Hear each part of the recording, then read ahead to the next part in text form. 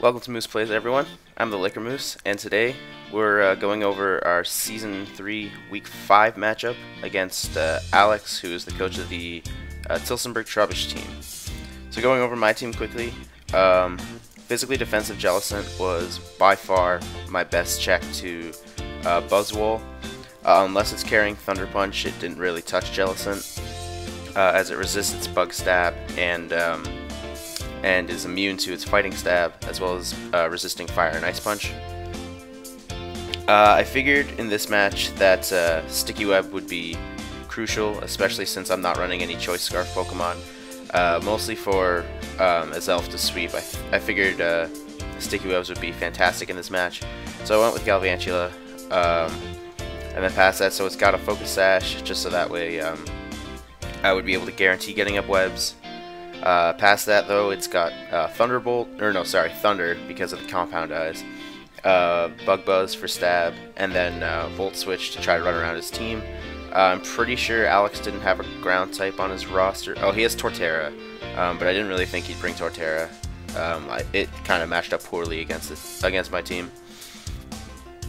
Choice Specs Whimsicott with Infiltrator really puts in work against Alex's roster. This time I'm carrying Moonblast because with both Buzzwole and Como, even though he didn't bring it, if they're not fully specially defensive investment plus Assault Vest, it OHKOs. And then Giga Drain to I opted for Giga Drain over Energy Ball just to get back some HP. And even against like a Suicune, under sub with some Calm Minds up, Giga Drain still does a lot of damage. Then it's also got Hurricane because he does have a lot of 4x weaknesses. Well, he has 2 4x weaknesses to flying, and then I think like 3 others that are just 2x weak to flying. Buzzwole and Virizion are 4x weak to it, whereas Mega Pinsir, Torterra, and Como are 2x weak to it. Mudsdale, physically defensive once again, just by far the best Mega Pinsir check. Doesn't really do a whole lot without a Swords Dance boost. And then past that, it also has the opportunity of being able to check non-Sunny Day Z variants of Entei, while also being able to pretty much stonewall Nihilego that doesn't carry Grass Knot. Needed rock support, so physically defensive Skarm is also here. It can also take some pressure, some defensive pressure off of Mudsdale for being able to deal with the Pinsir. So it's got Stealth Rock, Roost. I brought Whirlwind this time because Alex does like to set up a lot, and especially on something passive like Necrozma, which he didn't bring, but that's beside the point. Whirlwind was pretty much really necessary for the match. And then his last move is Toxic in case it does need to 1v1 the Necrozma, so just so that way I can get the Toxic off. Finally, I'm bringing the Azelf. I'm bringing a Ghostium Z version with Shadow Ball and Nasty Plot. A +2 Never-Ending Nightmare, so the Ghost Z move has a 98% chance of OHKOing a max specially invested Necrozma. So I was pretty sure I was willing to take the 2% chance that I could do that. If I couldn't get it, then oh well. It doesn't really matter for this match because it didn't bring Necrozma, but I mean I was willing to take the 2% risk. So anyways, in the hopes of me getting webs up as fast as possible, I will lead with Galvantula, as he leads Cryogonal. So seeing that he could just Rapid Spin right away, I'm just going to Volt Switch out. Going into Azelf here. I was expecting a knockoff. Like, whether it was Rapid Spin or knockoff, Azelf was the best play here. Mostly because knockoff couldn't do a whole lot to this since it's carrying the Z-Stone. And as well, Rapid Spin doesn't do damage really to anything. So I figured that regardless of what he was going to do after this, it was a free turn to just Nasty Plot, knowing that none of his attacks could knock me out. So this is pretty free reign for me to Flamethrower here, because he does have 3 Pokemon that are super effective against it. So he kind of just sacks the Buzzwole here. I'm not really sure why. I think a better play would have been probably Entei, because then he could just E-speed to kill me after. But regardless, so he goes into Pinsir here. Obviously, me fearing Quick Attack, I go straight into Mudsdale. And he does nothing. I'm not really sure why he didn't Mega Evolve here. Maybe he was like trying to... I guess he could have Moxie. I guess that makes sense. So he was probably trying to get a Moxie boost there. And then Mega Evolving into the Mega Pinsir. That was a risky play on his part to just kind of absorb the Toxic with Nihilego. I could have easily clicked Earthquake there and just knocked him out, and believe me, that would have been amazing. But however, when he switched out, I protected to scout for the Grass Knot. So seeing that he's going to go for Suicune, I go back into Galvantula here. I was going to set up Sticky Web, but seeing with the sub up, I just figured I'd break it right away and Volt Switch it and go into Skarmory to get some rocks up. As we see, he is the Calm Mindset. I'm going to get Haxed a little bit here. He goes for Scald, and he gets a very essential crit. Deals 80% damage to me. So what this means is I pretty much can't switch in Skarmory into anything without sacking it. So really, I can't help Mudsdale. I can't take pressure off of Mudsdale from checking both Entei and Pinsir in this match without sacking it, which is really unfortunate. So anyways, knowing that he could kill me, I just go into Jellicent, which is by far the best 1v1 to this Suicune right now. He can't touch me. I don't think... Yeah, all of his moves haven't been revealed yet. I tried going for a Will-O-Wisp just to try to put this on a bit of a timer. However, he is faster, so he gets the sub up. So seeing that he has the sub up, I figured this is the perfect time for Infiltrator Whimsicott to do some work. And he reveals to have Roar. So that brings out the Azelf. So two things happen here. First thing, with seeing Roar, I realized that if Suicune is his only Pokemon left, then Jellicent outgrinds it like 100% of the time because he cannot touch it. If it's just Suicune and just Jellicent left, I 100% win against this because his only moves are Sub, Roar, Calm Mind, and Scald cannot deal damage to Jellicent. So that's the first thing I recognize. The second thing I recognize is with a sub up, I pretty much have to go into Whimsicott 100% of the time, like in the situations like this, because otherwise not a lot of stuff is going to break the sub, so I just need to get past the sub with the Infiltrator and heal up some damage with Giga Drain and just deal some damage back. So anyways, he roared out his elf, but I just need to get right back into Whimsicott. Or no. Well, I figure here it was a good time to try to get... He does get a Scald Burn, which is kind of shitty. To try to get some webs up. But seeing that his Scald killed... I think that's what I do, actually. I throw up some Sticky Webs. I'm not really sure... So I get the Sticky Webs up. He doesn't Scald here, though. He just Calm Minds again. I'm not really sure why. So this is an easy time for me to just Volt Switch back into Whimsicott. It does break the sub, which is cool. So I'll go back into Whimsicott, and I believe he roars here again, yeah. So I just get thrown back into Jellicent. I don't really... he just subs again. I tried the Will-O-Wisp thing again, but I kind of figured for whatever reason he was going to Calm Mind. Or Roar again. I figured he was going to Roar because he couldn't touch this, but he just set up a sub again. So here he goes for Roar again.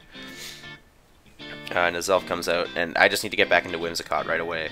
Because I can't let the Azelf die. It offensively checks too many things. So his Skull doesn't do an extreme amount. And he also hasn't seen that he hasn't seen like any attacks on the Whimsicott. So here he goes for Substitute again, thinking that I would just break the sub. So I guess it makes sense on his part that he hasn't seen Infiltrator on me yet. But with that, he does go for a Scald here, and he gets another crit. And the burn. The burn probably is relevant because it deals 6% at the end of every turn. The crit is actually quite relevant, as you'll see later in the game. I'll explain when the situation comes up, but the crit actually severely mattered. I'm sure the burn does matter too, as I get chipped down 6% every time. But But yeah, so he goes out into Aku Aku. Now here, I probably could have just Giga Drained here and possibly killed it, but I decided to go to play it safe and go into... I was surprised that he didn't sack off, Cryogonal. I guess he does need the Sticky Webs gone. He needs the Sticky Webs gone, mostly for Nihilego. As I was still trying to figure out whether it was Scarfed or if it would be Life Orbed or Specs. But regardless, I think he would just want the webs gone for the Nihilego to do its thing. So here, me fearing E-Speed once again. Me fearing E-Speed, I go into Jellicent to try to be immune to it, but he shows that he's packing Bite, which was good prep on his part. I probably should have just withdrawn into Mudsdale here, but I thought for whatever reason I would be faster after the Sticky Webs. So I Scald and unfortunately didn't kill. However, I do go into Mudsdale here, easily tank the Bite, because we did find out that the Bite damage, he is banded with the Bite damage revealed. Had I gone for Rock Slide here, I could have OHKO'd this. So again, sort of a misplay on my part, because the last time I had Mudsdale out, he did go into Nihilego, so for whatever reason, maybe he brought it, maybe I was just thinking he brought a defensive Nihilego, so I tried for the Earthquake, predicting that. However, I probably should have just gone for Rock Slide, because Rock Slide would have hit Entei, Cryogonal, or Pinsir super effectively. It's unfortunate, but whatever. So anyways, I withdraw into Galvantula here. He does Rapid Spin here to clear the hazards away. I probably should have gone into Jellicent. I was just fearing too much, either a knockoff or freeze dry. That was probably just a mistake on my part, which the webs being gone is huge for his team, as we'll see in a second. So anyways, with this here, I go into Azelf and pretty much just decide to pop the Z move, because at the HP that it was at, or whether he would withdraw or not, I figured there was, if I didn't pop it then, I probably wasn't going to use it. And if he did, for whatever reason, want to save the Cryogonal, I could at least get massive damage onto whatever it was he wanted to send in. So he goes into here. Once again, I think he was trying to get a Moxie boost, because he doesn't Mega Evolve and goes for Quick Attack. And it was an easy click into Mudsdale here. So here, predicting him to Mega Evolve and then just return, which wouldn't deal a whole lot to a +1 Mudsdale. I go for Rock Slide here. I almost clicked Earthquake, but then me thinking about him staying in and Mega Evolving, I figured Rock Slide would be the better play, just to get damage off of whatever. So I do make the correct prediction.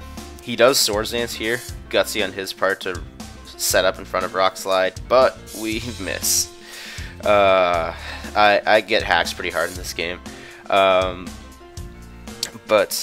with the Rock Slide miss, it means that now, because I don't think Rock Slide was ever a guaranteed OHKO onto this, or if it was a really low chance of it happening.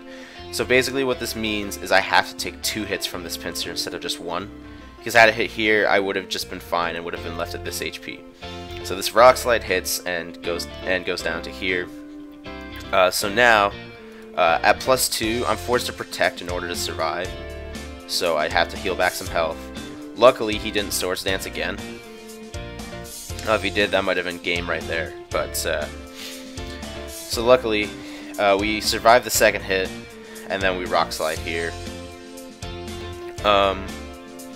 Yeah, it was just really unfortunate that our first Rock Slide missed. So he's going to go into Entei here. I need to protect to heal up as much HP as I possibly can. It's unfortunate though, because so he does protect with a Sacred Fire, or I protect as he fires off a Sacred Fire. So now I'm put in a situation where I need to decide whether I can let this Mudsdale go down, or whether I let the Mudsdale go down, or whether I sack something else off. I figured there was a pretty high chance that this Nihilego would be carrying Grass Knot. So I probably shouldn't have let this go down, but I do let it go down.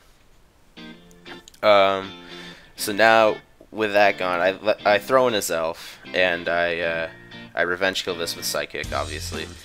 So now he goes into his Nihilego here, and so I end up just switching out of his elf and going into Skarmory here, obviously because I figured with how fast he clicked going into Nihilego that it would be Scarfed, and I just didn't want to take the chance that it wasn't.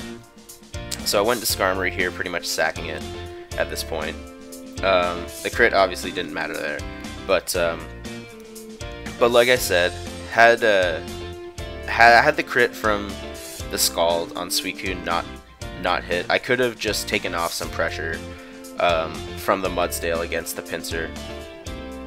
Especially on just like a few of those times where he only like went for the quick attack. It just would have been a lot easier for Mudsdale to be able to survive and be able to deal with this Nihilego. So then I go into Whimsicott here, and I did calc it out. So his crit Scald on, well, actually we'll see here. So I was at 34% here, and the Thunderbolt killed me.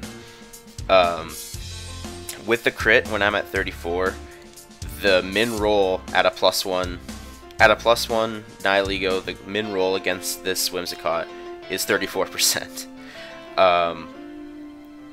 And without the crit, I would have been at 62%, which does not have a chance to kill this. So I could have Giga Drained and gained back some health.